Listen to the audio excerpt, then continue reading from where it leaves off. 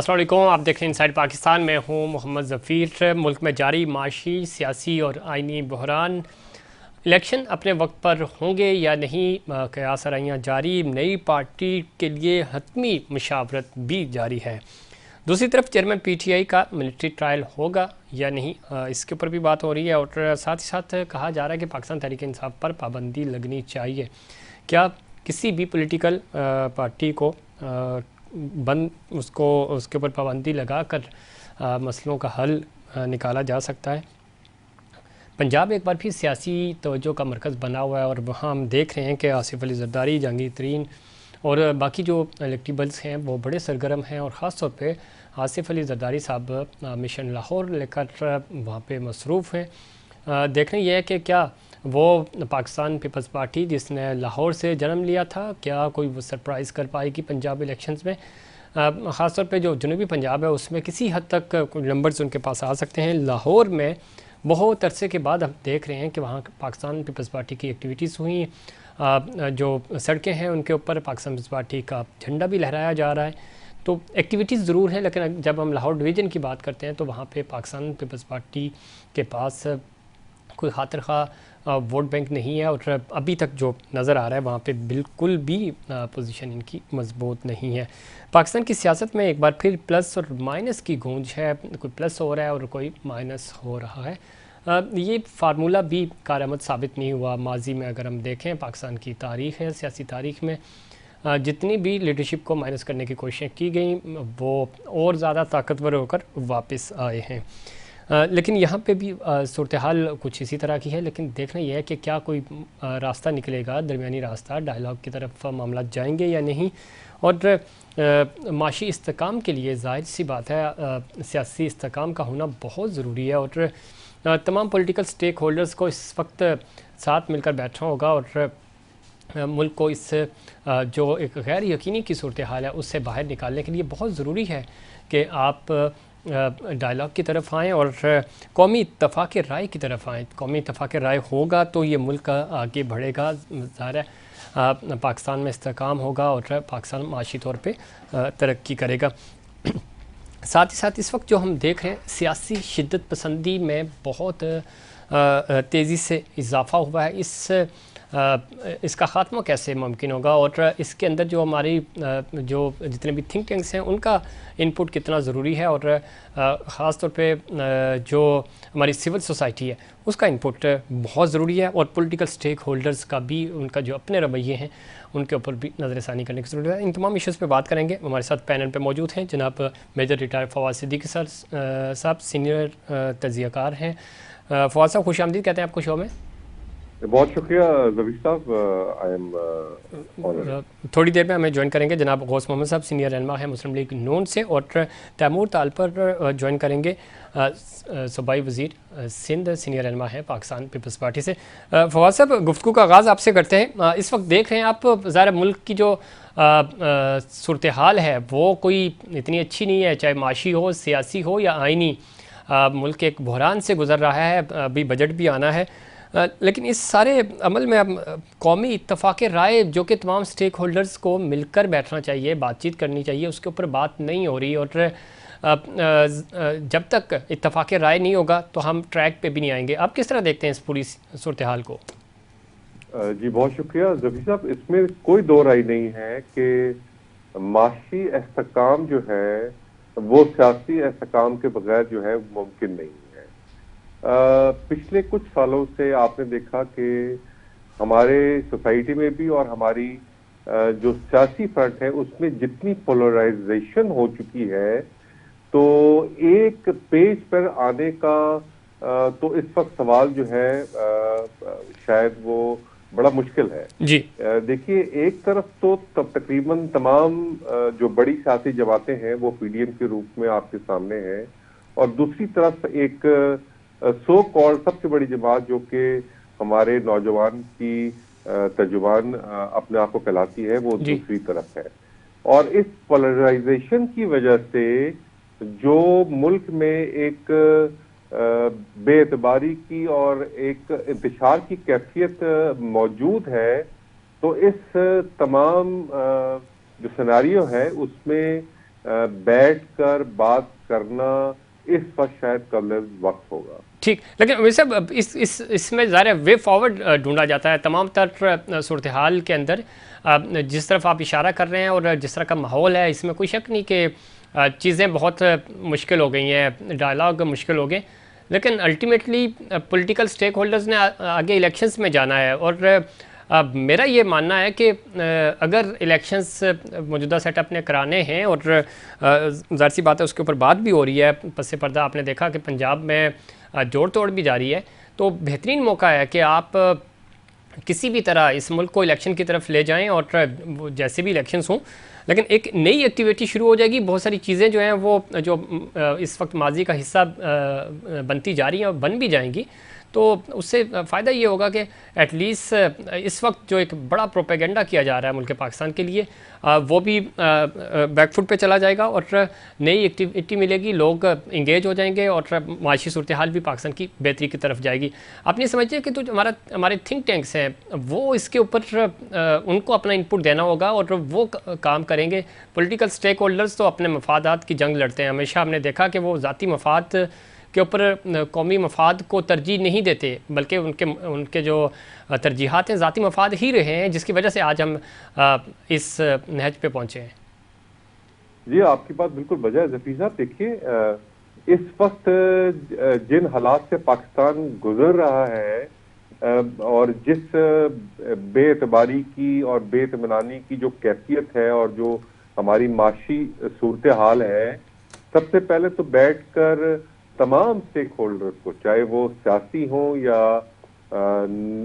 Non political हों, उन सबको बैठकर एक चीज पे जरूर मुत्तफक होना पड़ेगा।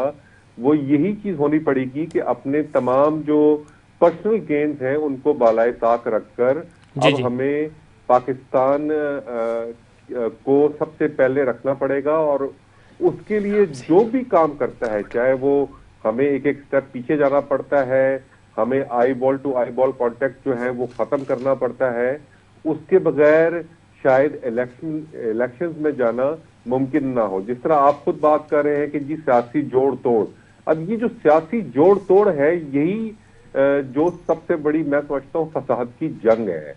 हम इलेक्टेबल्स की बात करते हैं और इलेक्टेबल्स की जब हम बात करते हैं तो कहीं ना कहीं अपने मैंडेट, अपने चार्टर पे कॉम्प्रोमाइज करते हैं जी।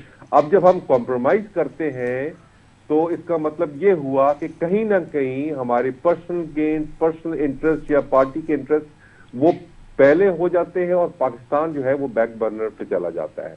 तो मैं समझता हूं कि जी इस दफा शायद हम सबको एक ब्लेसिंग इन डिस्गाइज, मैं कहता हूं कि मौका मिला है कि अब हम अपने अपने गुज़रबानों में भी झांकें और हम अब तमाम सियासत से बालातर होकर हम जरूर बैठे और बैठ के ये सोचें कि वे फॉरवर्ड पाकिस्तान को माशी लिहाज से, सिक्योरिटी के लिहाज से, सियासी लिहाज से किस तरह आगे जाना है, क्योंकि जो हालात इस वक्त पूरी दुनिया में बन रहे हैं उसमें अगर पाकिस्तान को सबसे पहले नहीं रखा गया तो खुदा न खास्ता बहुत ही नाकाबिल तलाफी नुकसान होगा। बिल्कुल आप ठीक कह रहे हैं, लेकिन इसमें फवाद साहब एक चीज़ बड़ी इम्पॉर्टेंट है, हम शायद ये चीज़ें मिस भी कर जाते हैं। और अगेन जो रियासती ज़िम्मेदारियाँ हैं और जो रियासत के फ़ैसले होते हैं वो बड़े इम्पॉर्टेंट हैं, और ज़ाहिर रियासत इन तमाम स्टेक होल्डर्स से मिलकर बनती है। उसके अंदर जब हम इस्टेब्लिशमेंट की बात करते हैं, पाक फ़ौज की बात करते हैं, तो उसका इनपुट तो हमें बिल्कुल वाज़ेह है और उसका जो विज़न है वो भी हमें नज़र आता है। लेकिन जब हम दूसरे ख़ास तौर पे जो हमारी पॉलिटिकल इस्टेब्लिशमेंट है उसकी जब हम बात करते हैं तो वहाँ से हमें बहुत सारी चीज़ें और बहुत सारे सेटबैक भी मिले माजी में भी और अभी भी। आप नहीं समझते, आपको याद होगा कि हालिया जब अमेरिका में ट्रंप अपना इलेक्शन हार गए और उसके बाद वहाँ पे जलाओ घेराव हुआ सब कुछ, लेकिन उनकी जो पॉलिसीज़ थी वो बड़ी वाज़ेह थी। जो बाइडन ने टेक ओवर किया, पॉलिसीज़ उनकी यूनिफॉर्म पॉलिसीज़ थी। यहाँ पे पाकिस्तान में इस तरह का कोई सेटअप और इस तरह की पॉलिसीज़ क्यों नहीं है? हमारे पास नेशनल यूथ पॉलिसी होनी चाहिए जिसके ऊपर हम अपने 64% जो हमारी यूथ है उसको हम इंगेज कर सकें। हमारे पास माशी तौर पे जो पॉलिसीज़ होनी चाहिए, यूनिफॉर्म पॉलिसीज़ होनी चाहिए, किसी की हुकूमत आए या जाए उससे कोई फ़र्क नहीं पड़ना चाहिए। हमें कौमी सलामती के ऊपर जिस तरह पाक फ़ौज के अंदर चेंज ऑफ कमांड अपनी जगह, लेकिन पॉलिसीज़ उनकी कैरी फॉरवर्ड होती हैं, उसके ऊपर कोई कंप्रोमाइज़ नहीं होता। तो ये सिविल साइड पे और ख़ास तौर पे जब हम जमहूरी हुकूमत की बात करते हैं, वहाँ पे हम क्यों कंप्रोमाइज़ हो जाते हैं और वहाँ पे हम इसके ऊपर ना तो अमल दरामद करवा सकते हैं और ना ही किसी भी पॉलिटिकल पार्टी का आप मंशूर उठा के देखें कि उनके पास हो कि हम 20 साल हमारा प्लान क्या होगा, 30 साल क्या होगा। जी, बात आपकी सही है। देखिए, यही चीज को शायद मदद रखते हुए कुछ सालों पहले हमने एक नेशनल सिक्योरिटी पॉलिसी को इंक किया, ब्लैक एंड व्हाइट में लेकर आए, और उसके 3 टीयर्स थे। पहला टीयर था इकोनॉमी। इकोनॉमी की बेस पे आपकी सिक्योरिटी है और इकोनॉमी की बेस पे आपकी फॉरेन पॉलिसी बनती है जी। और वो एक वे फॉरवर्ड था जो तमाम सियासी जमातों ने उस पे जो है अपनी जो दस्तखत है तकरीबन वो सब किए थे।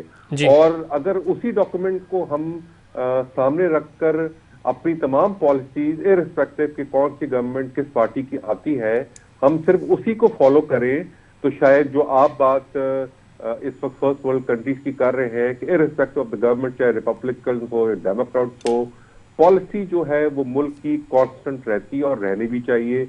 बदकिस्मती से हमारे मुल्क में शायद वो जो इर्तिका है सियासी, वो इतनी मेच्योर नहीं हो पाई कि वो अच्छे काम भी किसी जो पिछली हुकूमत है उसको कैरी फॉरवर्ड किए जाए। यहाँ तो सिर्फ जंग जो है जफीर साहब, मैं बताऊं, वो है तख्ती लगाने की। वो तख्तियां लग जाएं, वो नाम आ जाएं।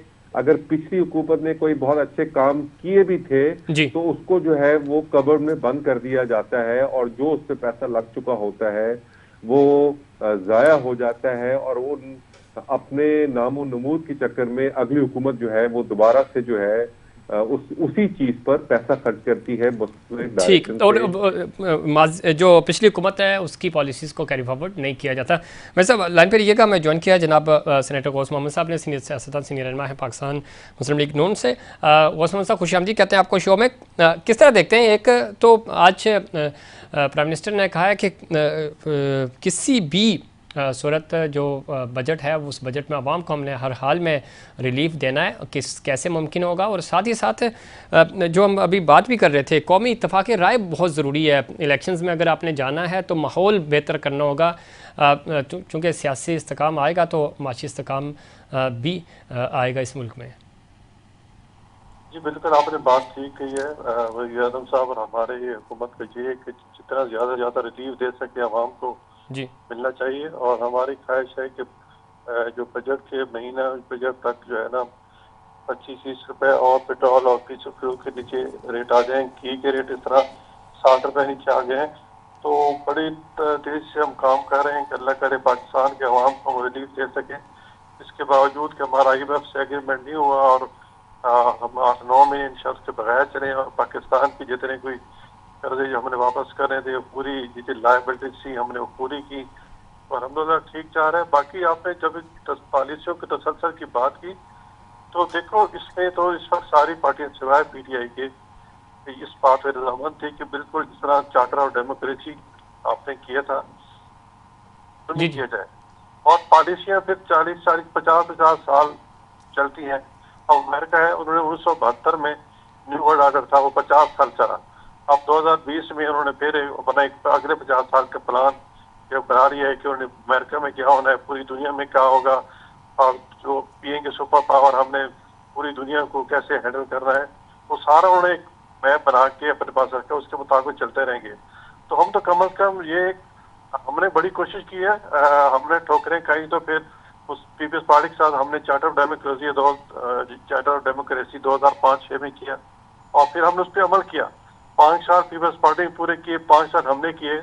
और ये 5 साल इमरान खान कहते हैं, इमरान खान ने इसमें मतलब एक 16 फरवरी की कोशिश की, लेकिन हम इकट्ठे हो गए, हमें सियासी कुर्बानी भी देनी पड़ी, हमारे सियासी नुकसान भी हुआ, लेकिन हमने कहा करें 5 साल की जमहूरी हुकूमत है 5 साल पूरे करेगी। क्योंकि इस हुकूमत में हमें बड़े तफाजात है, इसमें धांधली हुई थी और जो RTS वगैरह के सिस्टम था, लेकिन फिर भी हमने 5 साल इसको चलाया और इंशाल्लाह आइंदा भी जो हुकूमत बनेगी वो 5 साल ही चलेगी। ठीक। इसी तरह हमने चार्टर ऑफ इकॉनमी पे बाकी पीटीआई समेत तमाम जमातों को दावत दी है, सारी जमातें राजी हो गई सिर्फ पीटीआई की। अब गौस मोहम्मद साहब, लेकिन अब तो पीटीआई तैयार हो गई है बातचीत के लिए।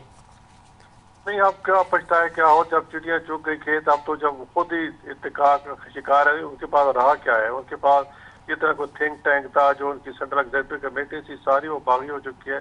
तो खान साहब आप मुज़ाकरात करके क्या करना चाहते हैं? जब एक टाइम था, ये सारे लोग छोड़ रहे हैं, तंग आके छोड़ रहे हैं कि आखिर एक चीज की हद होती है। ये तो एक झूठा सा एक तिलस्म था इमरान खान का, जिससे सब कुछ जकड़ रखा था। जिस तरह अल्ताफ हुसैन ने तमाम कराची में एमक्यूएम को जकड़ रखा था, और जब उसका सिस्टम टूटा तो सारे बिखर गए। और फिर आपने देखा तो लोग फिर अपने अपने रास्ता के, यार हमने सर्वाइव भी करना है पाकिस्तान में, अपनी सियासत बचानी है, तो लोग आधी से था। अब 110 से ज्यादा जो इलेक्टेबल्स हैं वो इनको छोड़ गए हैं। तो लेकिन इसमें गौस मोहम्मद साहब, अब तो थोड़ी देर पहले भी मेजर फवाद सिद्दीकी साहब भी ये बात कर रहे थे, इलेक्टिबल्स ही तो इस पूरे गेम का हिस्सा हैं। वो इलेक्टिबल्स जो किसी दौर में आपके साथ थे, आपकी जमात को तोड़कर क्यू लीग बनाई गई, फिर क्यू से पीपी में गए, पीपी से अगेन आपके पास आए, फिर 2018 में यही लोग तकरीबन कुछ 60-65 या जिस तरह आपने कहा 100 से ऊपर के तादाद बनती है इलेक्टिबल्स की, यही तो अपना इनपुट देते हैं किसी भी हुकूमत को बनाने और गिराने में। तो क्यों हम इन चीज़ों में फंसे हुए हैं अभी तक? ज़ाहिर है ये कल आपके साथ होंगे, कुछ पीपीपी के साथ जाएंगे, कुछ दूसरी जमातों में, तो हम इन लोगों से बाहर नहीं आ सकते। हम जो जिस तरह की आप सियासत करते हैं या दूसरे लोग सियासत करते हैं, तो इलेक्टिबल्स पे क्यों हम डिपेंड करते हैं और वही अपने अपने मफाद लेकर आते हैं। ज़ाती मफाद तो सबके पूरे हो जाते हैं, लेकिन मुल्क की मफाद फिर टेबल के नीचे चले जाते हैं। आपकी बात बिल्कुल ठीक है, लेकिन हर चीज़ इत्तेफाक का टाइम लगता है ना। जिस तरह चार्टर डेमोक्रेसी किया, हम चार्टर इकॉनमी करने जा रहे हैं। हम देख रहे हो, अब हमारी पार्टी एक उसूल बनाया है कि हम किसी जो भी पार्टी से आना चाहे, हम किसी को वापस नहीं लेंगे। और अब तक हमें किसी लोग रब्ता करते हैं, लेकिन हमने किसी इलेक्टेबल्स को ज्वाइन नहीं कराया पार्टी की। हम ठीक है जी, हमारे कैंडिडेट अगर कमजोर भी होंगे, जैसे भी होंगे, हम इन्हीं के साथ चलेंगे कि क्योंकि मुसीबत ये मुश्किल वक्त हमारे साथ खड़े हुए हैं, तो इनको आगे लेके चलेंगे। यही लोग कुर्बानी देने करें, तो अब तो इसकी डिस्करेज कर रहे हैं, ताकि ये जो इलेक्टेबल्स का खान साहब के पास था ही कुछ नहीं। ठीक, लेकिन इसमें एक चीज़ गौस मोहम्मद साहब, एक चीज़ बड़ी इंपॉर्टेंट है, वो मैं आपसे भी पॉइंट ऑफ व्यू लूँगा और जनाब फवाद सिद्दीकी साहब से भी। 64% इस वक्त यूथ है पाकिस्तान की कुल आबादी का, और ये किसी भी मुल्क की एक बहुत बड़ी स्ट्रेंथ होती है, और स्ट्रेंथ है भी। इनको नहीं इंगेज किया जा रहा, और हम देखते हैं कि ये किसी न किसी तरह में सड़कों पे नज़र आते हैं। तो इस वाले से भी आपकी पार्टी, आप कोई आने वाले इलेक्शंस में आप कुछ नंबर शेयर कर सकते हैं कि कितनी तादाद में आप यूथ को नुमाइंदगी देंगे ताकि आप उनको इंगेज करें पॉलिटिकली? बिल्कुल, हम यूथ को इंगेज करना चाहते हैं। हमारी कोशिश है कि यूथ, क्योंकि पार्टी बिल्कुल ठीक है, 64 पर यूथ है, उनको अब सही पे चलाना, तो मुल्क आगे चलने यूथ पे, उसको हम जब सही डायरेक्शन नहीं देंगे तो वो कैसे चलेंगे? हमारी तो कोशिश है कि हमारी तवज्जो ही सारी जो है इस वक्त जो है वो यूथ पे मरकूज है और खवातीन पे है, ताकि इनको मोबिलाइज किया जाए और सही सीट पे। अब इन्होंने आगे जाके मुल्क की बात को संभालनी है, लेकिन बदकिस्मती से खान साहब ने एक झूठा बयानिया बनाकर और इस तरह की उसको वो कुछ किसी कानून से उनको हमायत भी हासिल दी, ऐसा यूथ को एक तरफ लगा दिया है। और 10-12 साल के मुसलसल प्रोपेगेंडा ने कि जी नवाज शरीफ चोर है, पीपल्स पार्टी चोर है, ये सारे अब वो यूँ समझते हैं भाई ये तो चोर है। अब वो नहीं देखते कि एटमी धमाका किया, लेकिन ठीक कह रहे हैं, लेकिन जहां खान साहब का इनपुट है वहां पे आपका एक दूसरे पे इल्जामात आपके भी एक दूसरे पे हैं, चोर और डाकू कहने के, ये तारीख भरी पड़ी है। लेकिन अगेन हमें इन चीज़ों से बाहर निकल कर ज़रा मुल्क का सोचना होगा। गौस मोहम्मद साहब, मैं दोबारा आपकी तरफ आऊँगा। मैं साहब, आप किस तरह देखते हैं? हमें अल्टीमेटली आपकी स्ट्रेंथ है ये यूथ जो है, इनको इंगेज करना होगा, और इंगेज नहीं कर पाते, ज़ाहिर है जब आप उनको एक्टिविटी नहीं देते तो वो किसी दूसरे काम की तरफ राग़िब हो जाते हैं। इसके ऊपर रियासत क्या सोच रही है और हुकूमतों को क्या आप सजेस्ट करते हैं, ख़ास तौर पे पॉलिटिकल पार्टीज़ को, कि यूथ आपको झंडे नारे लगाते हुए तो नज़र आते हैं, रैलीज़ में सबसे ज़्यादा जुलूसों में कुर्सियाँ लगाते हैं, लेकिन जब उनकी नुमाइंदगी की बात आती है तो उनको नुमाइंदगी नहीं मिलती। इवन पाकिस्तान तहरीक इंसाफ जो कि सबसे ज़्यादा उनके पास ख़वातीन और यंग जनरेशन थी, लेकिन उसके बावजूद उनको नुमाइंदगी नहीं मिली थी 2018 के इलेक्शंस में। जी बिल्कुल बात जफी साहब, आपकी बिल्कुल बात हो जाए, इसमें कोई दो राय नहीं है कि हमारी जो नौजवान नस्ल है वो हमारी रीढ़ की हड्डी है। चाहे वो सियासत की हो, चाहे वो माशरत की हो, चाहे वो सिक्योरिटी की हो। देखिए, सबसे पहले तो मैं समझता हूँ कि जब हम जितना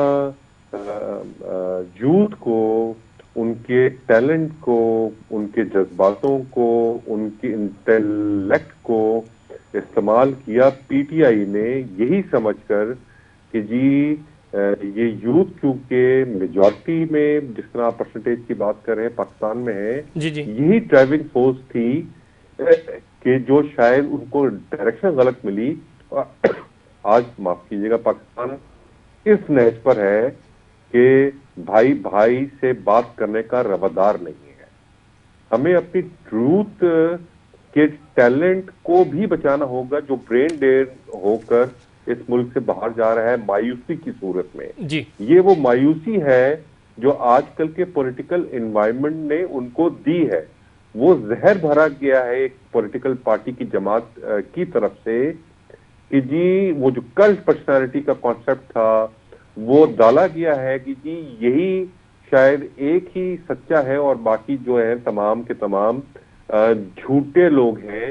ये जो नफरत की सियासत है, इससे अपनी यूथ को निकालना होगा। और मैं ये समझता हूं कि हमें अपनी यूनिवर्सिटीज में, अब कॉलेजेस में, हमें सियासी सरगर्मियों का जो है आगाज करना होगा। वहाँ की जो स्टूडेंट विंग्स है पॉलिटिकल पार्टी की, वो बना के, ताकि उनकी जो तरबियत है सियासी तौर पे वो उसी एज पर हो। और उसके बाद यही वो लोग होंगे जो इंशाअल्लाह मुस्तकबिल में पाकिस्तान की सियासी बागडोर संभालेंगे। ठीक। इसमें कोई शक नहीं, जिस तरह आप बता रहे हैं, ऑप्शंस होंगे यूथ के पास तो वो डिफरेंट एक्टिविटीज़ भी करेंगे। और ख़ासतौर पे पाकिस्तान तहरीक इंसाफ के पास जो यूथ जितनी बड़ी तादाद में थी है, और उसकी वजह भी यही थी कि उनके पास उनको एक ऑप्शन या एक अपॉर्चुनिटी नज़र आई थी। ये अपॉर्चुनिटीज़ हमें मज़ीद क्रिएट करनी होंगी ताकि आप मैक्सिमम जो पाकिस्तान के नौजवान नस्ल हैं उनको यूटिलाइज़ कर सकें। गौस मोहम्मद साहब, एक चीज़ बड़ी इंपॉर्टेंट है और वो है इस वक्त कौमी इत्तफ़ाक़ राय, जो कि हम पहले भी बात कर चुके हैं। इसके ऊपर कोई संजीदगी से अभी कोशिश की जा रही है, चूँकि अगर इलेक्शंस होंगे और माहौल अगर कूल डाउन नहीं हुआ तो अगेन जिस तरह 2018 या 2013 में भी हम चले जाते हैं, तो 13 में आपने देखा होगा पाकिस्तान तहरीक इंसाफ ने आपकी हुकूमत के 1 साल के फौरी बाद धरने शुरू कर दिए थे, एहतजाज शुरू हो गया था। तो यही कुछ हमें मज़ीद होता हुआ नज़र आ रहा है अगर इत्तफ़ाक़ राय से और मिल बैठ कर कोई डिसीजन ना लिए गए तो। देखिए जी, हम जो इलेक्शन जो खान साहब की रिट थी कि इलेक्शन हो, हमारा यही मुतालबा था कि इलेक्शन तो करीब हमें माहौल बनाना चाहिए कि ऐसे इलेक्शन कमीशन पे सबका टेस्ट होना चाहिए, एस्टेब्लिशमेंट में सबका टेस्ट होना चाहिए, ताकि जब इलेक्शन हो तो रिजल्ट हो तो लोग कबूल करें, सियासी लीडरशिप कबूल करे। उसके हम माहौल बनाना चाह रहे थे। बस किसी से खान साहब ने वो पिछले 5-6 महीने से वो माहौल बनने नहीं दिया। हमारी तमाम तर कोशिशों के बावजूद मुज़ाकराती टीम बनाई गई, वो कुछ हमारे साथ तय कर गई। वो अब देखो ना, डॉक्टर साहब का बयान था कि 30 सितंबर या 1 अक्टूबर पे उनकी जो टीम थी खान साहब की, इमरान खान की, वो एग्री कर गए कि ठीक है 1 अक्टूबर को इलेक्शन करा दें। इस पे हमें भी यह कहा था, लेकिन खान साहब के पास जाके खान साहब वीटो कर दिया कि नहीं, ये इलेक्शन जुलाई में कराएं। तो ये ऐसी चीजें मतलब है खान साहब पे। अब खान साहब को ये हुआ है कि खान साहब को लोग छोड़ रहे हैं और दिन और ज़रा पता है कि लाइनें लगी हैं, और मेरे ख्याल में कोई पीपल्स नई पार्टी बना रहे हैं। जी जी करेंगे, हम देख रहे हैं कि सारे जो भी जिन्होंने छोड़ा है सारे अक्सर मेजॉरिटी मुझों से रदान है। ठीक है, वो टेबल पर बैठ के इसका हल निकालेंगे और इंशाल्लाह चलें। ठीक है, जाते जाते गौस मोहम्मद साहब बताइएगा, पाकिस्तान तहरीक इंसाफ के ऊपर पाबंदी की बातें हो रही हैं। मौलाना फजल रहमान साहब जो कि PDM के प्रेसिडेंट भी हैं, वो कह रहे हैं कि जी हो जानी चाहिए पाबंदी अगर अदालत समझती है तो। आप समझते हैं कि क्या यही हल है? किसी भी पॉलिटिकल पार्टी पे आप पाबंदी लगा के उसके नज़रिए या उसके बयानिए को ख़त्म कर सकते हैं? नहीं, देखिए जी, हम तो इस हक में नहीं है कि किसी सियासी पार्टी पर पाबंदी लगाई जाए। जमहूरी लोग हैं।